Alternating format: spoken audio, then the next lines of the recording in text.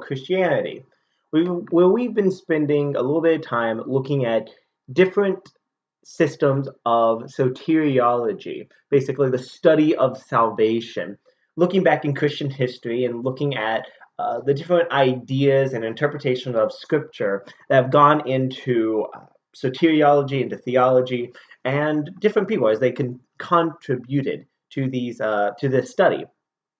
So last week we went over Jacob Arminius as he gave us Arminianism, or his followers shortly after his death did. And this week we are looking at basically the famous opponent to that system, which is Calvinism. And so we're looking back at basically not really the founder of Calvinism, but the systemizer of it. As we find with Calvinism, as with most of these beliefs, they can trace fragments of their history, fragments of their theology, all the way back to the early church. Same thing was with Arminianism, that there was people way back when in the early church who was teaching fragments that would eventually be systemized into that belief system. And the same is true with Calvinism. But the thing is that it was systemized by John Calvin, who was a French theologian and pastor during the Protestant Reformation. So the thing is with Calvin, is he lived a very long and pretty deliberate life of theology, very distinct life. He held his theological beliefs seemingly for most of his life. And so it's a little bit hard to point at one exact moment and say, well, this is it. This is the moment that Calvinism came into being. We look in his life, he wrote and preached a massive amount of letters and books and sermons till his death in 1564 at the age of 54. So like I said, it can be a little bit vague of when modern day Calvinism came into being, but there is one major moment that we can point to in terms of this theology, which is in 1536 when he released the first edition of his book, Institutes of the Christian Religion, which contained his views on a wide range of Christian topics and doctrines, including soteriology. It's in this book that he really looked at the beliefs of somebody like Augustine in the early church and several other teachings from the early church, and he put his commentary on it. He expounded these beliefs into what he saw as a consistent interpretation of Scripture. So what are the main beliefs of Calvinism? If you have studied any amount of theology, you're probably aware of the acronym TULIP, T-U-L-I-P. And TULIP, as we'll go through the different points, ranges from more intense interpretations and some lighter interpretations. So let's look at it. What is TULIP? So starting with T, it is total depravity. Original sin has completely destroyed our ability to approach God by our own will. So as we remember last week, this was also a point to Arminians. They believed in total depravity. They just believed that God has given grace to all people so that they have the ability to approach him.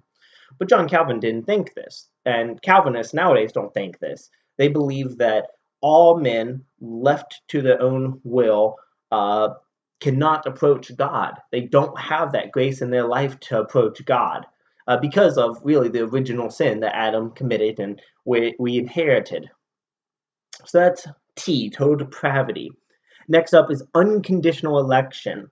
And this means that God chooses some unconditionally to be saved, to be the elect.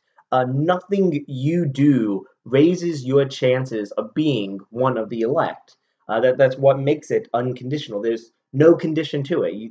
There's no action, no thought, no word that you can say or do or think that can change your election status. It's predetermined by God. This is where the idea of predestination comes into the Calvinistic framework of theology. So next up is L, and this one is limited atonement. This is probably one of the most controversial ones. A limited atonement is the idea that Christ died on the cross only for the elect. So if you are a lost person and you are not one of the elect, then Christ did not die for you on the cross in accordance to Calvinism. That's what they teach. Um, and this, like I said, this is the most rejected point. There's many people who go by quote unquote 4-point Calvinists. The 4 other points they accept, and this is the one they deny. So next one is I, which is irresistible grace. The idea that here you are as one of the elect, and there will come a point when God irresistibly draws you to salvation. When that grace comes on you, this salvific grace, as they say it, you cannot choose no. You can't choose not to be saved. You can't choose to walk away from that moment. You have to be saved. It's irresistible grace. And finally is the P. It's the perseverance of the saints. The idea is when you get saved, you will never fall away from the faith. And I want to distinguish that there are some people who, there are other people who are not Calvinists who hold to eternal security.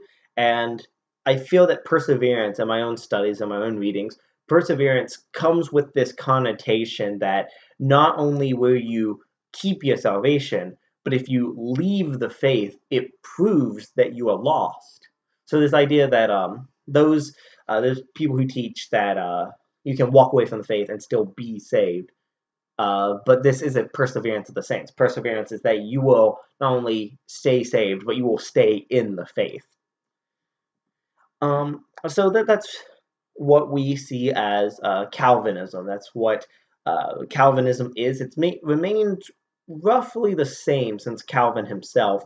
And I will say that there are variations. There are the difference of what's called high Calvinist versus low Calvinist. And I'm going to leave a link in the description giving you a really, really good breakdown of that, those different shades of Calvinism, all the way up from high or hyper Calvinist, all the way down to low and 4-point Calvinist.